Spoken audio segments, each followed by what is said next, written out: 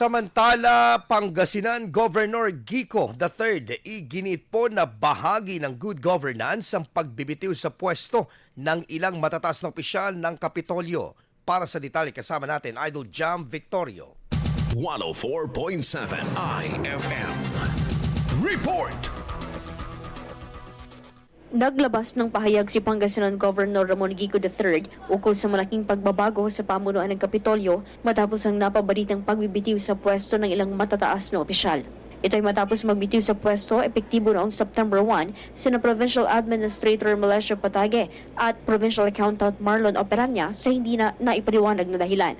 Ayon kay Guico, hindi naging sapat ang serbisyo at pagsunod sa mga proseso ang ilang opisyal dahilan upang palitan ng tapat na maninilbihan at makikiisa sa misyon ng administrasyon para sa lalawigan.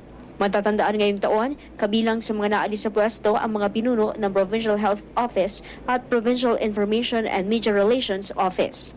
Kasama mo mula dito sa IFM Degupan, ito si Idol Jam Victorio, Tatak IFM. IFM News. IFM News. IFM News.